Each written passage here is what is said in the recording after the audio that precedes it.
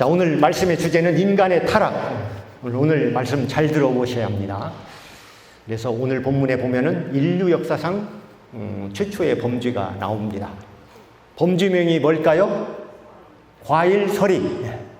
사람을 죽인 것도 아니고 납치, 감금, 폭행을 한 것도 아니고 과일 하나 따먹은 것이 엄청난 후폭풍을 불러오게 됩니다. 그 이유는 뭐냐면 이 사건이 인류에게 있어서 죄의 문을 열어제낀 최초의 사건이기 때문에 그렇습니다.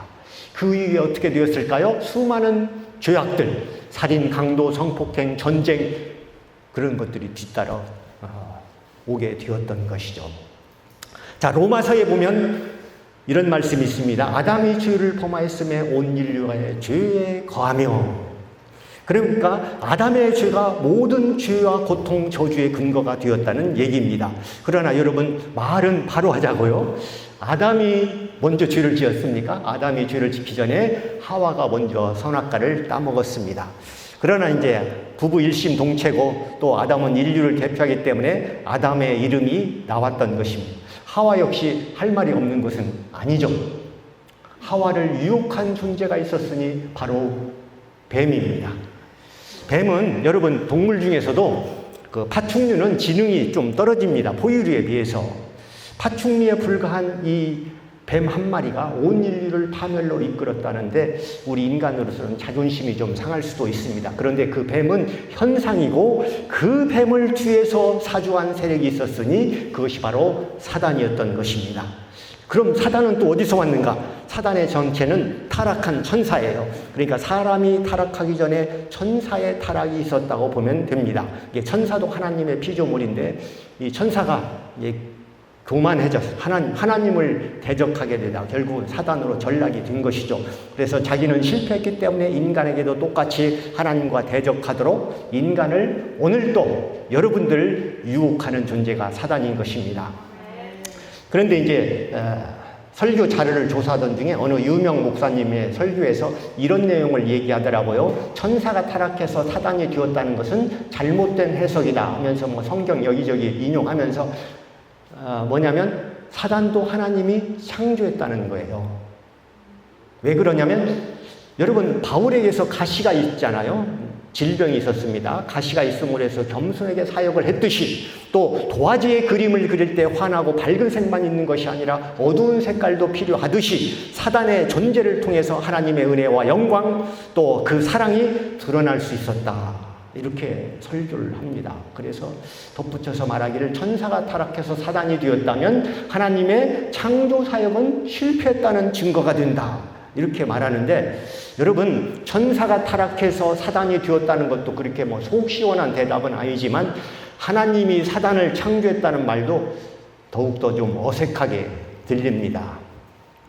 완벽한 에덴 동산에서 간교한 뱀이 어디서 왔을까? 하나님은 왜 선악과 나무를 심어놔가지고 타락의 빌미를 만들었을까? 이런 질문에 물론 답은 해드릴 수 있습니다. 그러나 여러분 답변을 들었다고 해서 속이 뻥 뚫리는 것은 아닙니다.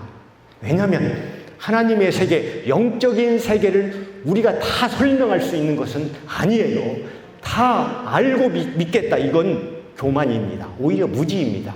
우리가 명심해야 할 상황이 이것입니다. 모든 것을 다 알고 설득할 수 있어야 나는 믿겠다. 그러면 평생 못 믿습니다. 그러니까 우리가 잘 납득되지 않아도 믿음으로 극복해야 하는 것이고 그렇다고 해서 무조건 믿으라는 건 아니에요.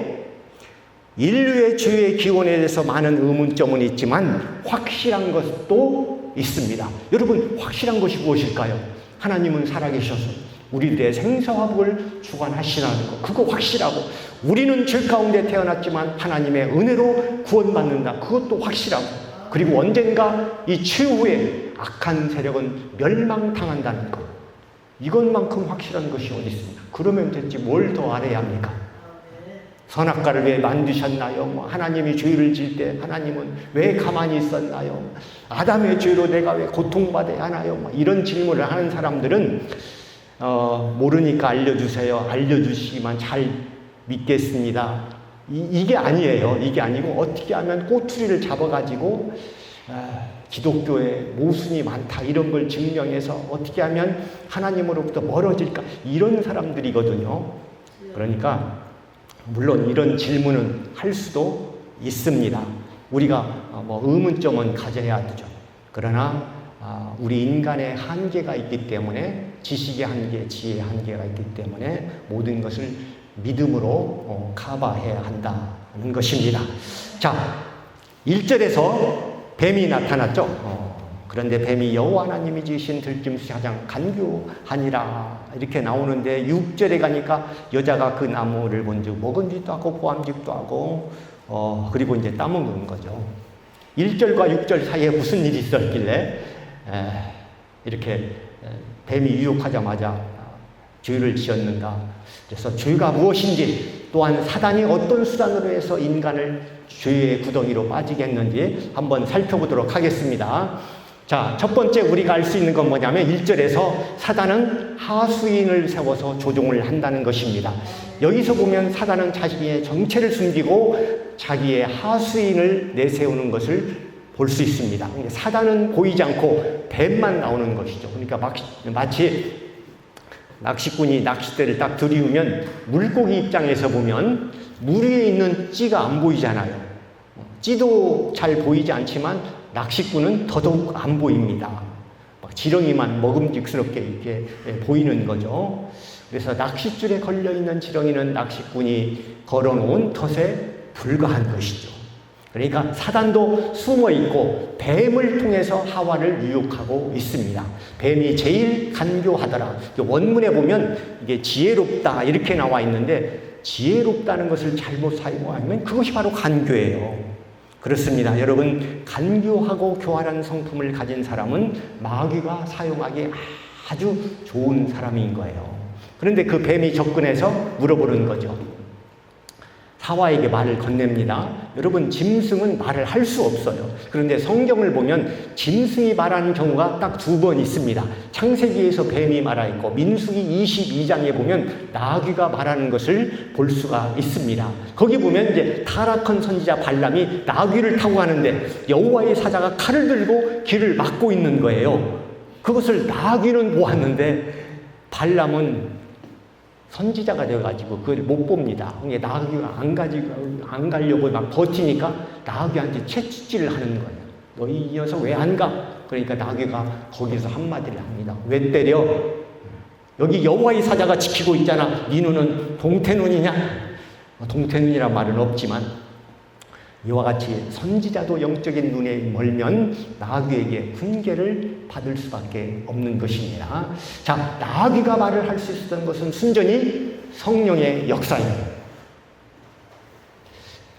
반면 여기서 뱀이 말할 수 있었던 것은 사단의 역사인 거예요.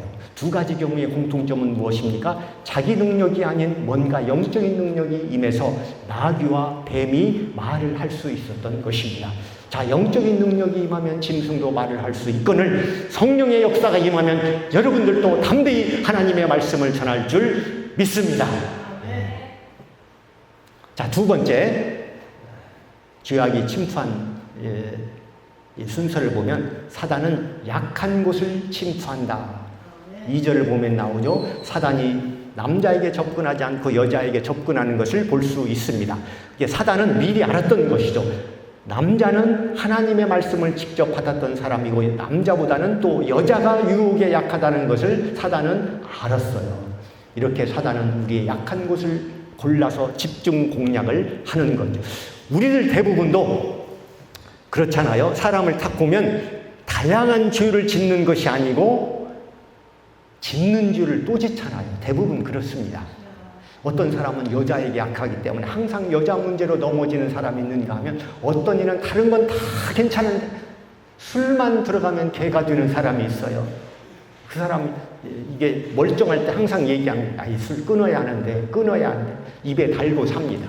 결국 술을 끊지 못해서 위암으로 죽었답니다.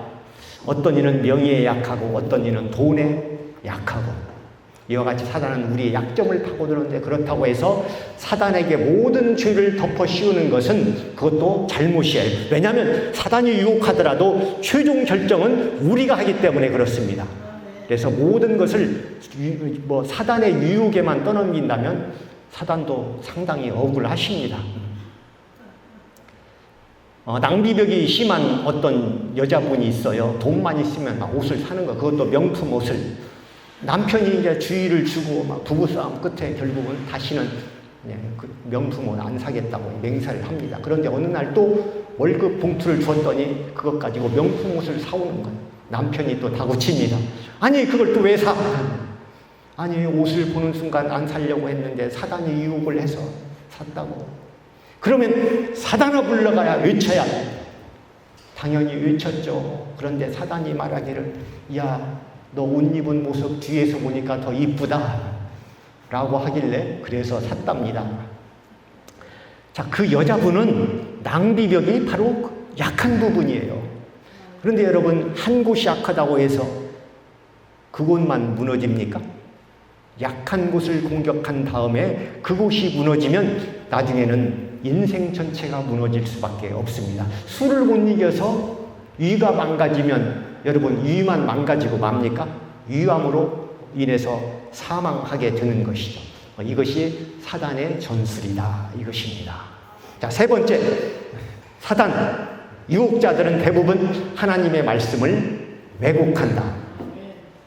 만일 뱀이 사와에게 가가지고 하나님 없어, 아니면 선악과를 강제로 먹이려고 했다면 하와는 도망쳤을 것이에요. 대신 사단은 교묘하게 물어봅니다. 여러분, 하나님의 말씀을 부인하는 것도 나쁘지만 왜곡하는 것은 더 나쁩니다. 왜냐하면 부인하는 것은 눈에 보입니다. 그러나 왜곡하는 것은 모든 사람을 헷갈리게 하는 거예요. 하와가 거기에 말려드는 것을 볼 수 있습니다. 뱀이 이렇게 물어보잖아요. 본문을 보면 하나님이 정말로 이 동산의 과일을 다 먹지 말라고 하더냐. 이 질문이 잘못된 겁니다. 여러분, 선악과는 특별한 나무요, 특별한 과일입니다. 그런데 사단은 선악과와 동산에 있는 모든 나무를 일반화하는 거예요. 이게 정말 교묘한 거예요.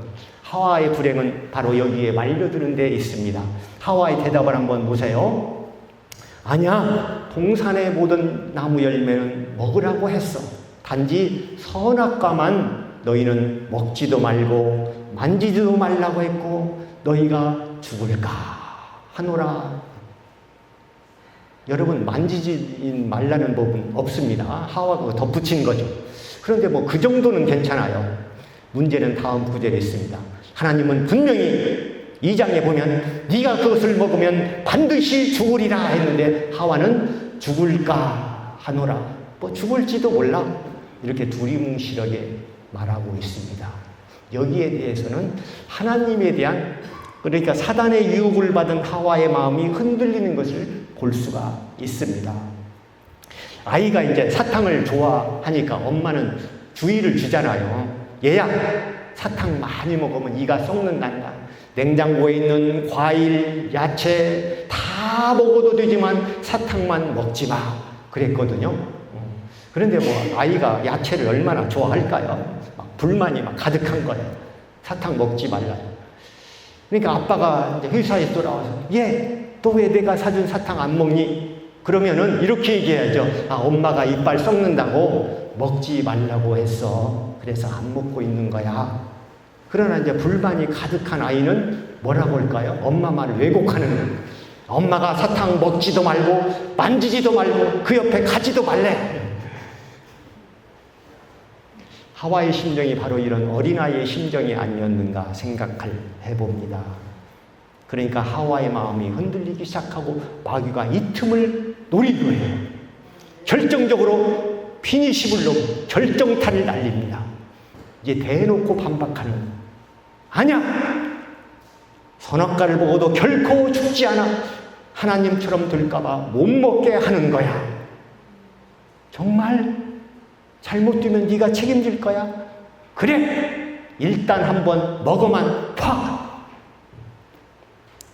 하나님의 말씀을 왜곡하니까 아주 불행한 결과가 나왔던 것입니다. 망한 사람들 대부분 보면 하나님의 말씀을 왜곡하는 사람이에요. 성경에서도 보면 사울왕 같은 경우 하나님께 제사 드리는 것은 제사장들만 할 수 있는 것인데 자기가 왕이라고 자기가 제사를 드립니다. 그리고 멸망을 당한, 차라리 예배를 드리지 말지.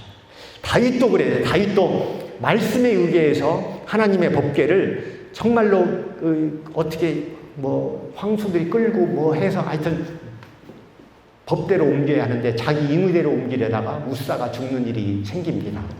모르면 가만히나 있지.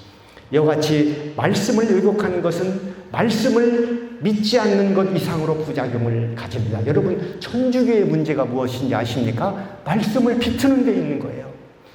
마리아는 여러분 숭배의 대상이 아닙니다. 그런데 저들은 마리아를 숭배하잖아요. 그래서 우리가 그것을 지적하면 자기들도 알아. 숭배하면 안 된다는 거. 그래서 강하게 부정합니다. 그래, 우리 숭배하는 거 아니야. 그냥 공경하는, 존경하는 수준이라고. 그래서 우리가 성당에 들어갈 때도 이걸 긋는 것은 그냥 인사하는 거야. 그런데 말은 그렇게 하는데 실제 저들의 기도문을 보면 하늘의 황후이시여 이렇게 찬양을 하거든요. 아니, 그냥 황후도 아니고 하늘의 황후인데 이게 존경 수준입니까? 완전히 숭배 수준인 것이죠.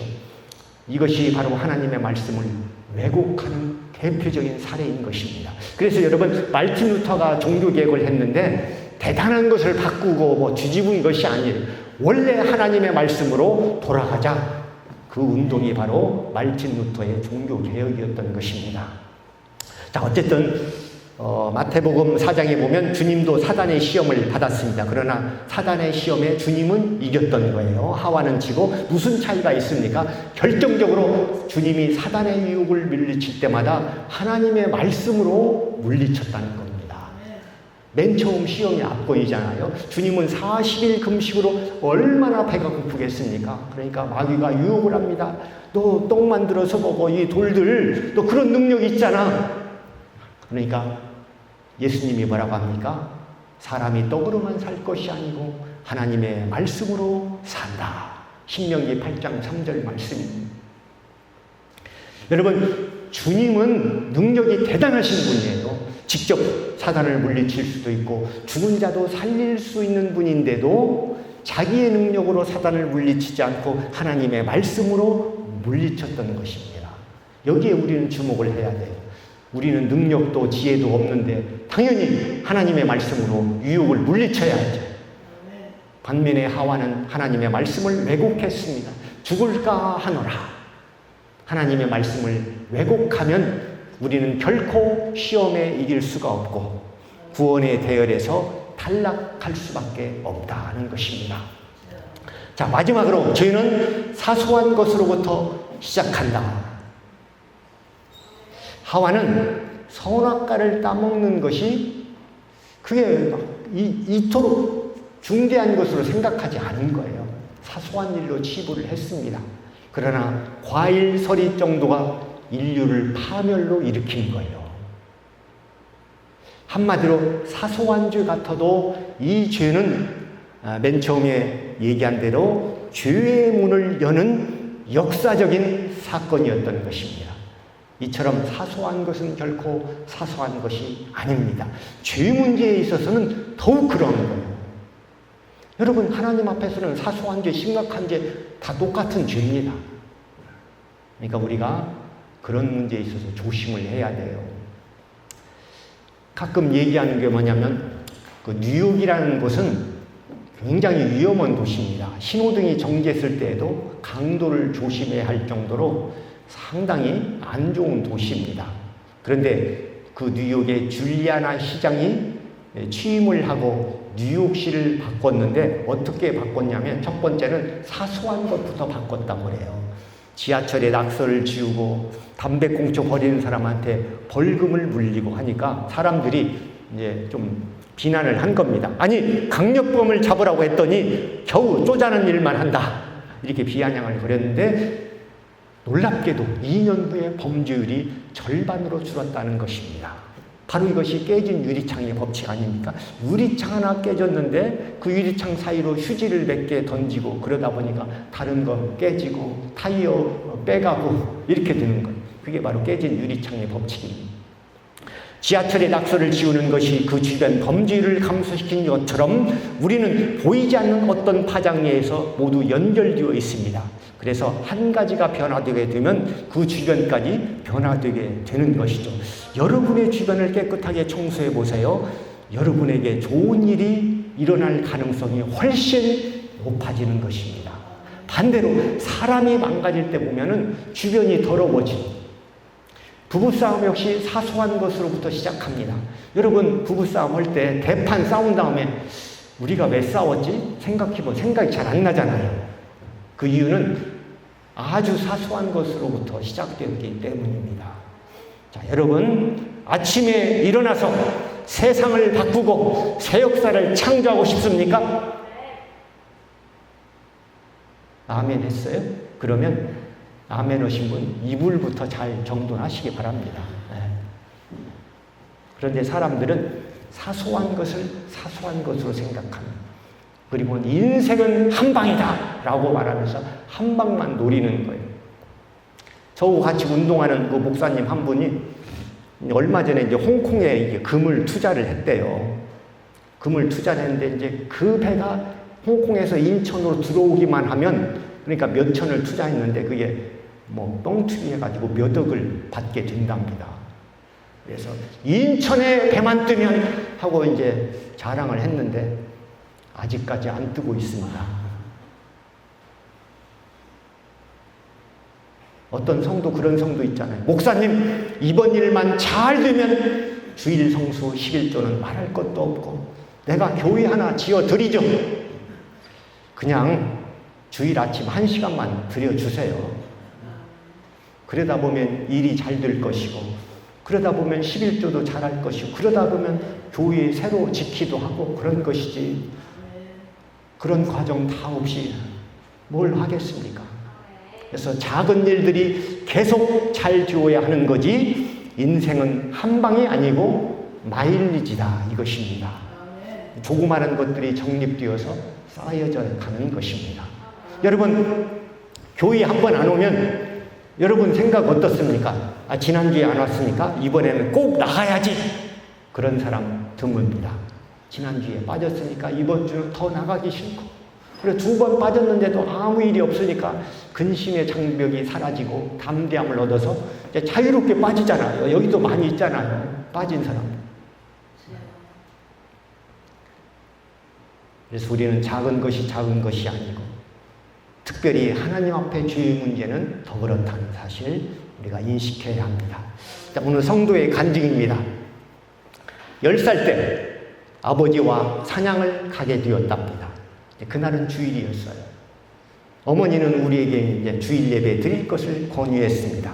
그런데 아버지는 주일 한번 어겼다고 뭐 큰일이 날 거 있냐? 걱정할 거 없어. 오늘 사냥 가자. 해가지고 이제 사냥터에서 토끼 한 마리를 발견을 했습니다. 아버지는 그냥 급히 토끼를 쫓아간 거예요. 그리고 나무 사이에 어른거리는 한 물체를 발견하고 방아쇠를 당겼는데, 그런데 그 아들의 머리카락인데 그게 토끼의 꼬리로 착각을 한 것입니다. 그날부터 저는 시력을 잃었습니다. 그날 사냥한 거고 예배드렸더라면 그런 불행한 사건은 안 생겼을 텐데, 이런 간증을 한 거예요. 그래서 그 사건 때문에 그 가정 최대 불행이 생긴 것이죠. 자, 그러나 이제 반전은 있습니다. 그래서 그 성도는 계속해서 간증을 합니다. 그러나 우리 가족은 이 일로 모두 구원을 받았습니다. 제 눈을 잃고 그 대신 가족 모두가 구원을 받았으니 이 얼마나 감사한 일입니까? 이게 바로 믿음이에요. 그러니까 여러분, 실명하고 나서 좌절하면 사람에 따라서는 자살도 할 수 있지만 믿음으로 극복하니까 오히려 감사가 절로 나왔다는 것입니다. 하와의 선악과 사건도 마찬가지. 이 사소한 사건이 불러온 엄청난 비극임에도 불구하고 하나님께서는 이 비극을 예수 그리스도를 통해서 우리를 구원해 주셨습니다. 십자가를 통해 놀라우신 하나님의 사랑을 보여주셨습니다. 이것이 바로 하나님의 크신 사랑이고 섭리고 죄를 은혜로 바꾸신 구원의 작품인 것입니다. 그러나 우리가 구원받으려면 또 한 가지 관문이 있으니 이런 구원의 초청에 믿음으로 응답을 해야 하는 것이죠. 죄와 타락의 결과에도 불구하고 하나님의 은혜로서 새로운 생명을 얻은 우리, 다시 한번 하나님의 사랑에 감사하고 날마다 주를 따라 살아가는 저와 여러분이 되기를 주의 이름으로 축원합니다. 기도하겠습니다. 우리 잠시 결단의 기도.